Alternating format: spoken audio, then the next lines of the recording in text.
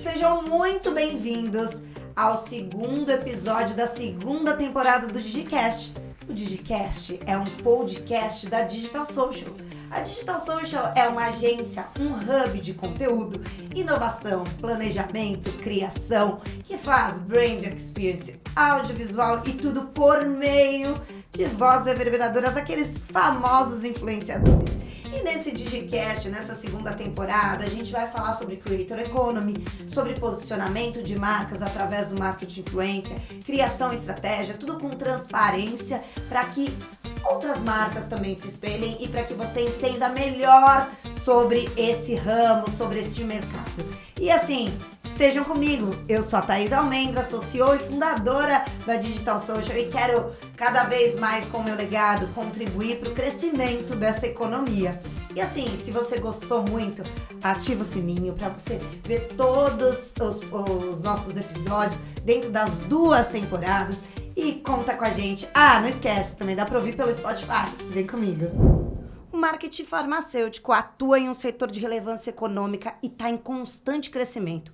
Olha esses dados, gente. 2024, as vendas da indústria farmacêutica tiveram uma alta de 12,6% e a projeção para 2025 é continuar crescendo quase a 10%. Aqui a gente tem uma pesquisa do Sindicato da Indústria dos Produtos Farmacêuticos. E olha que relevante também, Brasil é o maior mercado que consome produtos farmacêuticos, né, e farmácias também, e responde a 42% do faturamento da indústria da região. E a expectativa até 2027 é que chegue a 30% de crescimento. Isso tudo é um reflexo da pandemia, né? Que o mundo mudou bastante, está em constante evolução e as pessoas se preocupam com uma vida extremamente saudável e também procuram produtos que as auxiliem a essa inovação e esse novo pensamento sobre saúde, né? E a gente também sabe que tudo isso foi impulsionado por criadores de conteúdos, com rede social também, e aí que as marcas entram para fazer diferença, né? De uns tempos para cá, a gente vê que cada vez mais as marcas falam em disease awareness. Daqui a pouco a gente fala sobre isso. E para falar sobre esse assunto aqui, eu tô muito feliz nessa segunda temporada. A gente vai falar com 2 pessoas brilhantes, que são nossas parceiras da agência Havas, que fazem muito conteúdo para marca farmacêutica e também health, e que, enfim, sabem tudo de criação de conteúdo, sabem tudo sobre influência. Eu tô aqui com a Ana Almeida, né, Ana? Que é diretora de criação, né, associada da Havas, com a Thalita Lucarelli, né, Thali? Prazer, gerente de conteúdo da Havas. Vocês vão acrescentar muito nesse papo. Queria que vocês dessem um oi pra galera, assim, antes da gente começar aqui na Vibe Boa. Então, obrigada pelo convite, Thaís e Digital Social, né? A gente tem essa parceria já há um tempinho, né? E vamos aí bater esse papo sobre... É um prazer estar aqui com vocês. A gente espera trazer mais informações a respeito de farma, dos desafios que a gente tem no dia a dia e dos prazeres que a gente tem também, porque é muito prazeroso trabalhar com saúde.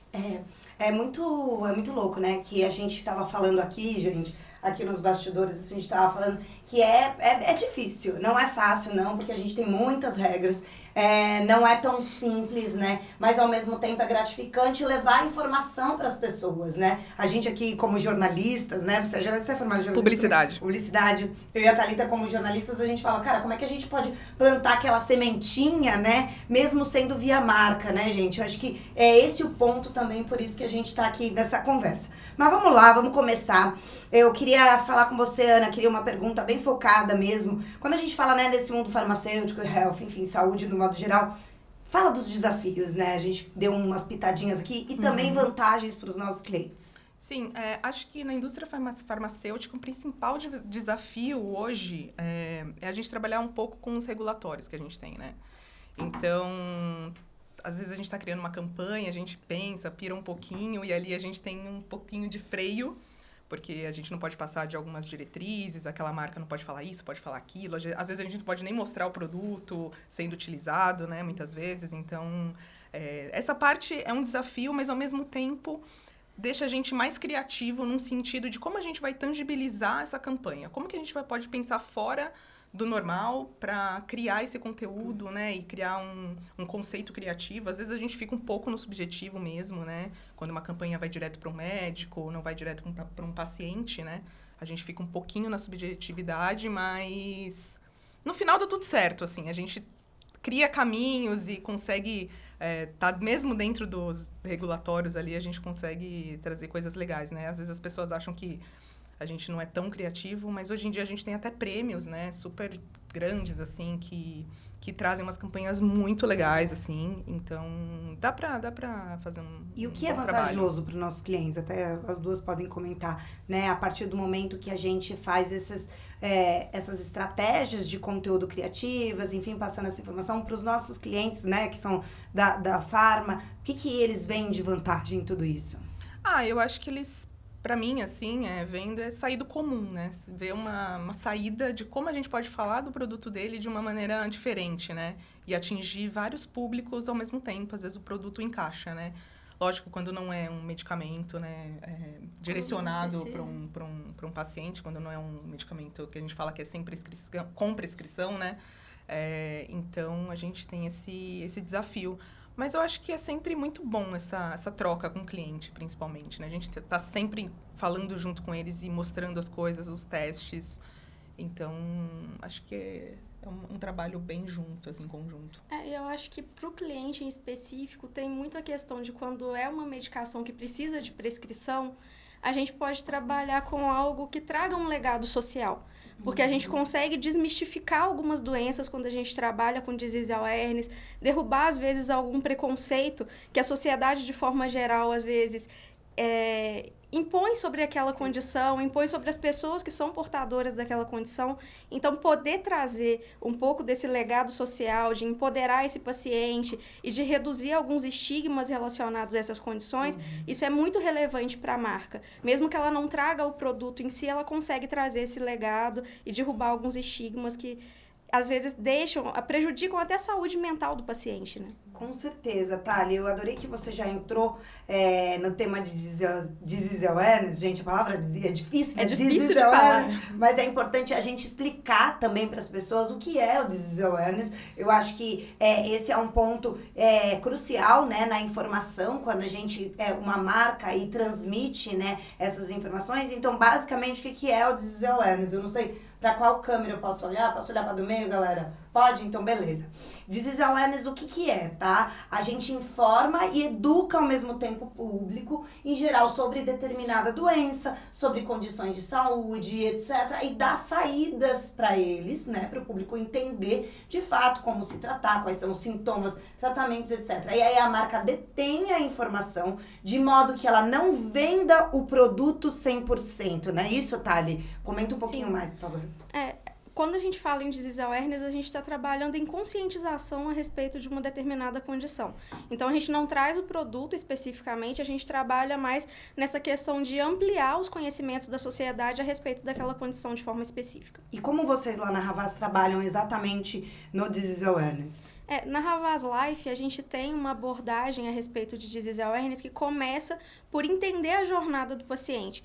Como a gente está falando sobre uma condição médica e não sobre um produto de forma específica, a gente precisa entender quais são as dificuldades que esse paciente enfrenta ao longo da jornada, quais são as dores que ele tem e quais são os pontos de interesse que esse paciente que vive com essa doença tem. A partir disso, a gente consegue elaborar uma estratégia e um conceito criativo que tragam um pouco mais dessas informações de forma palatável para a audiência, que a gente consiga aumentar o awareness a respeito dessa condição e a gente também consegue trazer um pouco de acolhimento e de representatividade para os pacientes que vivem essa condição, que muitas vezes enfrentam inúmeros problemas que a gente tenta conhecer ao longo dessa jornada, entender e entrar um pouco mais nisso. Sensacional. Ana, e qual que é a importância de se ter um bom conteúdo e também de fazer um marketing de influência para que a gente reverbere ainda mais tudo isso que a Thali falou até agora? Não, é super importante, assim, né? Muitas vezes a gente até, com outros clientes, a gente usou os próprios pacientes como influenciadores. Sim, com certeza. Então, foi muito importante algumas campanhas que a gente fez, né? E juntamente, tanto conteúdo quanto mídia, né? Quando a gente direciona esse conteúdo também para quem tem que ser direcionado, para para chegar nessas pessoas, né?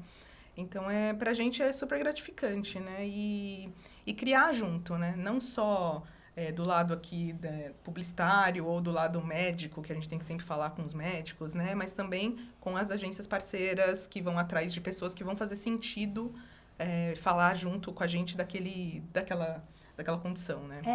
Até, né, a influência mudou muito nos últimos tempos, né? Todos nós aqui somos influenciadores, eu sempre falo isso, né? Porque eu não gosto muito de dizer influenciadores digitais e esse foco, eu repito isso em vários podcasts, a galera já deve estar careca de saber. Meu ponto é sempre vozes reverberadoras, né? Dentro daquele tipo de conteúdo, o que a pessoa ela pode trazer de informação inovadora e que ajuda uma comunidade. Eu acho que dentro dessas comunidades a gente tem porta-vozes, né? E pessoas que realmente vão levar essa confiança, né? E a partir disso a gente consegue construir uma conexão melhor com essas comunidades. Não adianta eu ir lá como marca, eu acho legal falar sobre tal coisa. Não, tenho que me aproximar. Pacientes sendo influenciadores também é muito importante, né? Porque é a pessoa que vive aquilo na pele, na vida real, né? Eu acho que tem muito esse ponto de separar o joio do trigo, né? Entender que de fato você precisa daquela comunidade para você falar sobre uma determinada doença, uma determinada condição. Enfim, acho que esse é o maior ponto, né? Não só na influência, mas como gerar conteúdo, né? Não sei se vocês concordam. Sim, tem que fazer sentido, né? Às vezes um cliente vem com um nome, né, pra gente, a gente fala, putz, mas esse nome não faz sentido pra gente. Por que você quer essa pessoa? Só porque ela tem um X número de seguidores, não vai fazer muito sentido, né? E às vezes até faz, mas aí a gente tem que ir mais a fundo, descobrir o que aquele influenciador pode agregar. Exato. Às vezes ele faz alguma coisa que a gente ainda não sabe, que ele não postou, e acaba na conversa ali do briefing, né? Quando a gente vai conhecer a pessoa, acaba fazendo sentido. A gente fala, putz, acho que faz sentido a gente trazer essa pessoa também pra comunidade. Eu bato muito que marketing de influência não é sobre o influenciador somente. É sobre a estratégia que você tem por trás com ele. Não adianta eu escolher a melhor voz reverberadora ali pra tal, mas talvez não faça sentido na estratégia que eu tenho. Sim. E dentro daquela estratégia eu tenho que pensar em como eu vou contar essa história, né? Eu acho que é isso. É muito sobre isso e a gente usa muito esses influenciadores para trazer um pouco de credibilidade para esse conteúdo também, no sentido de que eles têm credibilidade com o nicho com o qual eles se comunicam, seja esse influenciador um médico, um paciente que compartilha sobre a sua própria jornada, um educador físico. Então, a gente consegue trazer um conteúdo que seja autêntico, que seja, de fato, informativo. Sim. E que quebre um pouco, às vezes, o conteúdo, quando ele é feito pela marca, ele não tem o mesmo alcance de um conteúdo feito por um influenciador. Sim. Porque o conteúdo feito por um influenciador, a audiência, o seguidor, ele enxerga aquilo como mais verdadeiro, digamos assim. Uhum. Não que não tenha valor no conteúdo construído pela marca, óbvio que tem. Uhum. Mas o conteúdo construído por influenciadores, ele traz essa abordagem que tem uma certa humanização desse conteúdo, tem a possibilidade da pessoa se enxergar naquilo que o influenciador está dizendo. Isso tem muito valor para as nossas campanhas. Com certeza, né? A gente fez algumas campanhas juntas e nós somos muito parceiros, né? Tanto para a MSD quanto para a Loxonin Flex, né? Ambas estão sendo um sucesso, a gente constrói comunicações que fazem sentido no final, mas o que vocês acham, assim? Por que vocês acham que elas estão dando certo? Qual que é o caminho das pedras, né, para quem tá ouvindo a gente, porque a gente acaba de falar que farmacêutica é difícil, não sei o quê, é também complicado a gente entrar e escolher a melhor voz para nos representar, mas o que a gente faz de diferente, vocês acham que dá certo? Eu acho que começa no conceito criativo, né? Quando a gente sentou e chegou no conceito, por exemplo, para Loxonin Flex, acho que isso norteou muito com quem a gente ia falar, quem ia ser o squad que a gente ia criar, né, naquele momento, porque é um produto que serve para muitas coisas e atinge muitos públicos, né? Então, acho que começar ali, nesse norte, e fazer as coisas a muitas mãos, né, que é o cliente, é o influenciador e são as agências, né? Então, nós fazemos tudo junto, assim, ficou muito bom no final, né? A gente, lógico, durante o caminho tem ajustes, né? Claro, com certeza. E é isso. E a gente acaba educando o influenciador com isso também, com a parte do regulatório, né? Que a gente tanto fala. Sim. Como a Aninha falou, é um trabalho que, para ter sucesso, passa por muitas mãos.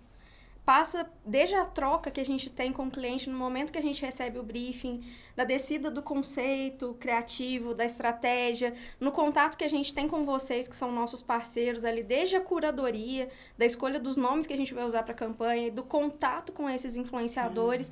Então, assim, são muitos pontos para que a gente tenha um conteúdo de sucesso. Eu acho que é muito importante que a gente tenha isso em mente. Não é um processo fácil, mas ver os resultados, acompanhar os resultados sempre é muito positivo. Nessas parcerias que você comentou que a gente teve com o Loxonin e com a MSD, eu costumo sempre acompanhar os comentários que a gente tem nas publicações. E de forma muito recorrente, eu vejo alguns seguidores que dizem que se identificaram com o conteúdo que aquele influenciador publicou. Quando a gente gera um conteúdo que possibilita esse tipo de identificação, é sinal de que a gente realmente está acertando a mão.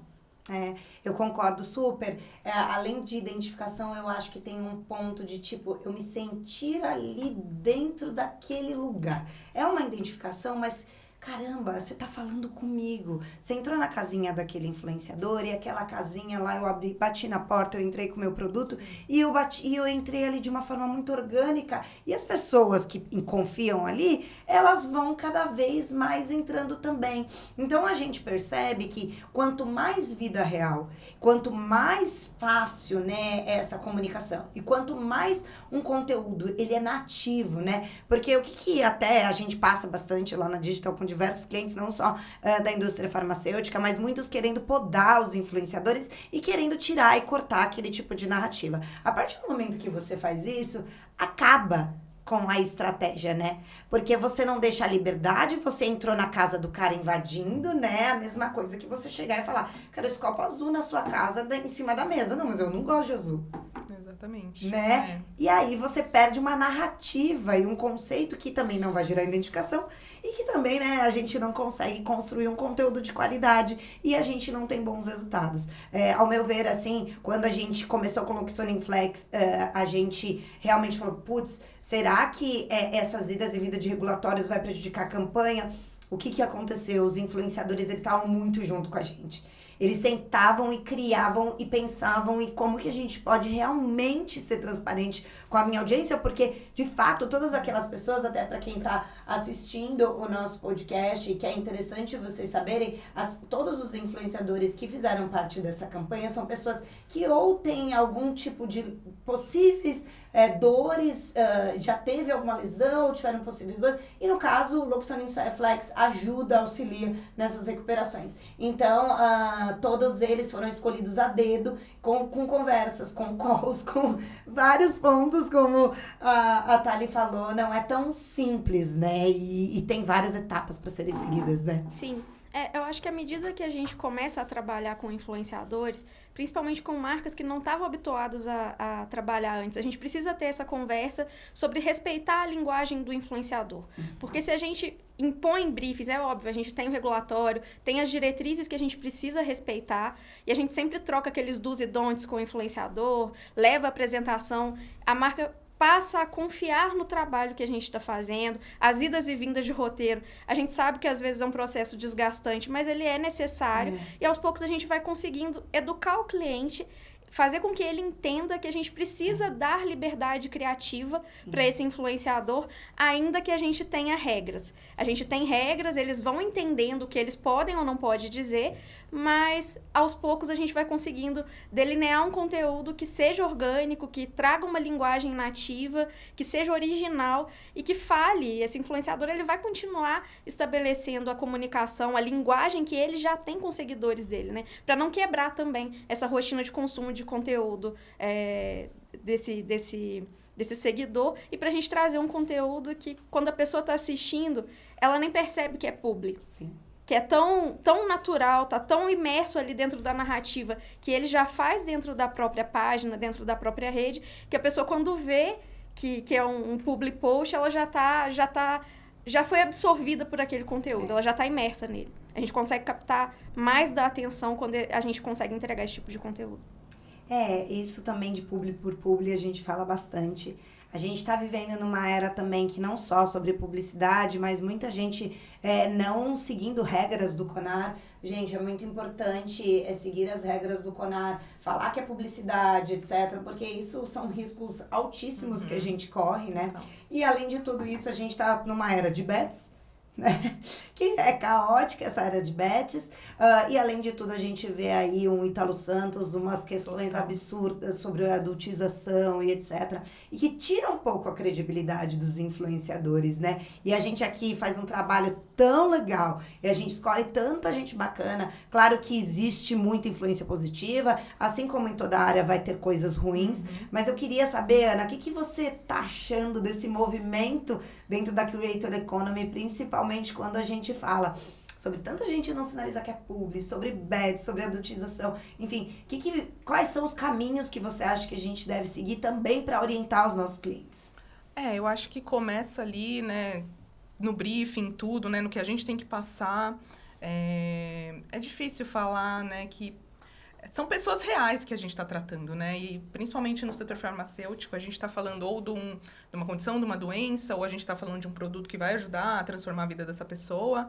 Então, o que a gente tenta fazer é que essas pessoas sejam reais e que utilizem, por exemplo, que utilizaram o produto antes de falar sobre ele, né? E que tiveram esse cuidado, né? E que vão colocar ali as regras que a gente precisa, sinaliza que é uma publicidade, né? Ou no final, que a gente aí vai mostrar que porque está dentro do conteúdo da pessoa, né? Está dentro do dia a dia. Mas cada dia é mais difícil, a gente tem que ter esse controle, né? Tanto as agências com histórico desses influenciadores que a gente está indo atrás. Então, vamos ver o que ele já fez. Como que ele... chama de disaster check. Exato, disaster check. Então, vamos ver o que já aconteceu, as polêmicas. A gente já conversou, vai ser essa pessoa mesmo que a gente vai chamar? Porque, já aconteceu isso com ela. Lógico que pode acontecer da gente usar e a polêmica vir depois, mas, enfim, a gente não tem esse controle total, né, sobre o que a pessoa está fazendo. Mas eu acho que cabe tanto ao cliente quanto às agências a ter um pouquinho de cuidado com quem está escolhendo. Não é só sobre o número de seguidores que aquele influenciador tem, né? Que é aquilo que a gente estava falando. O Disaster Check passa muito por entender a saudabilidade do conteúdo que aquele influenciador produz e como esse conteúdo que ele produz se alinha de alguma forma com a mensagem que a marca quer passar, com a estratégia que a gente desenhou. Se não tiver esse alinhamento, essas checagens que a gente faz não passam só por polêmicas que eles possam estar envolvidos, né? Passa por esse alinhamento com a marca, com a estratégia que a gente fez, para que a gente possa ter uma entrega que realmente agregue valor à campanha, né? Sim, com certeza. Você sabe que a gente fala que nem só isso, né? Vocês estão certíssimas e tal, mas a gente precisa entender o que aquele influenciador vai fazer diferença dentro da minha marca. Sim. E o que ele faz de diferença também para a sociedade. Sim. Eu acho que tem esse ponto também. Porque, assim, hoje, se você for ver, a Creator Economy tá num avanço, num estratosférico, que tá crescendo. Daqui a pouco vai ter um boom, como todas as outras profissões que a gente já viu. Enfim, muita gente entrando e aí vira essa bola de neve. Mas qual a diferença que aquele cara faz na sociedade? Qual é o legado que ele vai deixar? Ele, como marca, ele tá se preocupando, né, em contar uma boa história. Ele tá se preocupando em entender que, de fato, muita gente segue ele, ainda quando a gente fala de influenciadores que impactam a classe CD. E, assim, é muito triste, né? Porque muitos deles, o que eles fazem? Eles usam a classe CD de uma maneira... Porque, às vezes, a pessoa não tem acesso à informação, né? E isso, pra mim, é gravíssimo. Então, acho que tem tudo isso, né? Como é que a gente estuda aquele cara, entende que, de fato, ele muda a vida de alguém? A gente entende por comentários? Não sei, assim... Eu já cheguei a fazer, gente, pra vocês terem uma noção, começar a pegar os seguidores da pessoa e ver quem comenta mais e mandar mensagem e perguntar. Porque, às vezes, não é por gosto pessoal. A marca não pode escolher influenciador por gosto pessoal. Isso a gente fala toda hora, etc. Mas, às vezes, a marca fala, quero esse influenciador. Aí eu não conheço, eu vou atrás, aí eu vou lá e converso com a pessoa que tá seguindo, enfim, e pergunto por que ela segue, etc. Vários têm histórias muito emocionais, que mudou a vida e etc. Só que ali tá o pulo do gato. É onde você entende, de fato, o que aquele cara fez de diferença, né?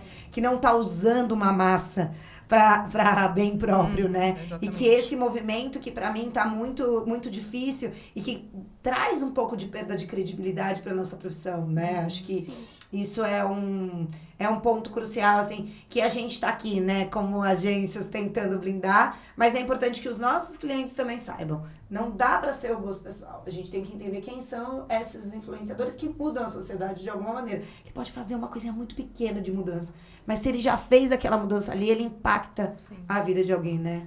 Sim, muitas vezes é isso, né? Já aconteceu com a gente, né? De vir um nome pra gente, a gente, putz, será que faz sentido mesmo pra marca?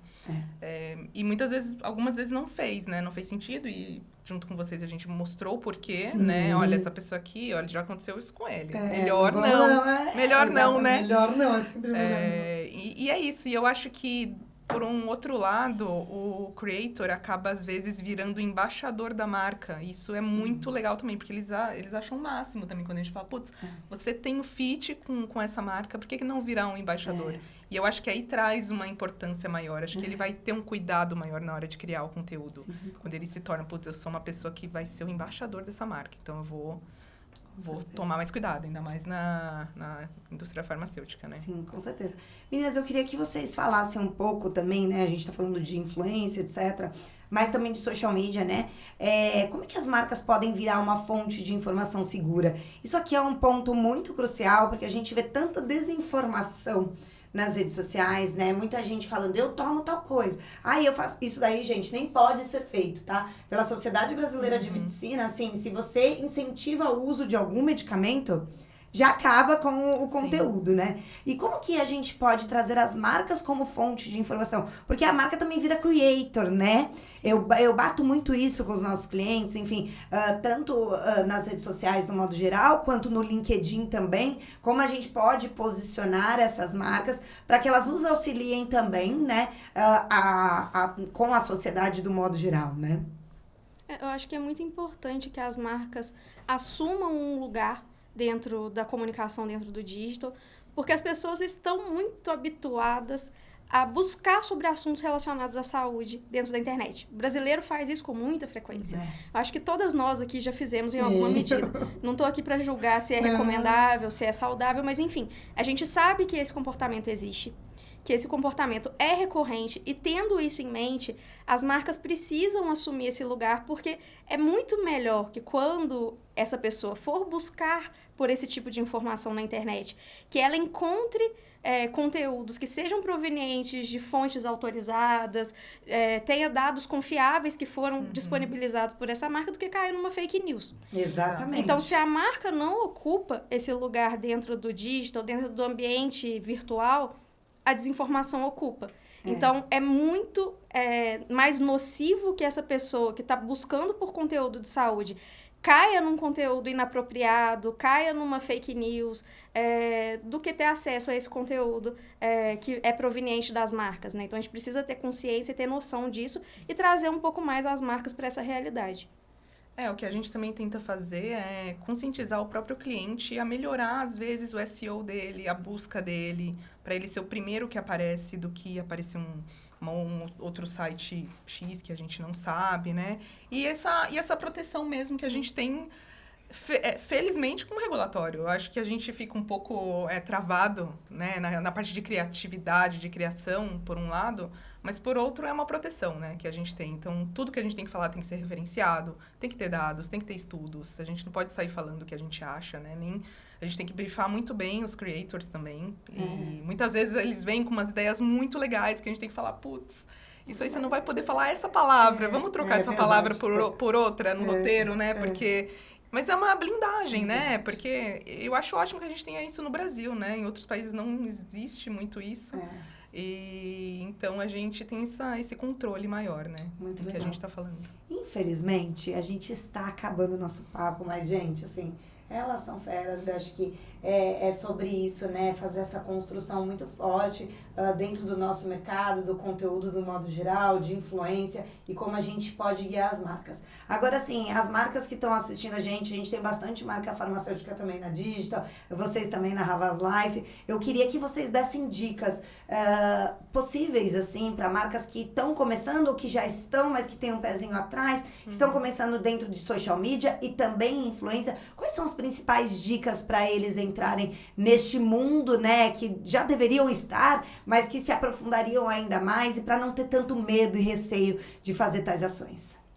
Eu acho que como a gente estava falando agora de desinformação, sobre a necessidade das marcas ocuparem um lugar dentro do ambiente social, eu acho que as marcas precisam ter responsabilidade, óbvio, a gente tem que seguir as diretrizes do regulatório, da Anvisa, dos nossos jurídicos, mas a gente precisa cada vez mais entrar nas conversas, porque o risco para as marcas hoje não é entrar numa conversa, mas ficar fora dela. Exato. É óbvio que a gente, como agência, vocês que são nossos parceiros, a gente sempre tem um olhar criterioso para que conversa A gente Exato.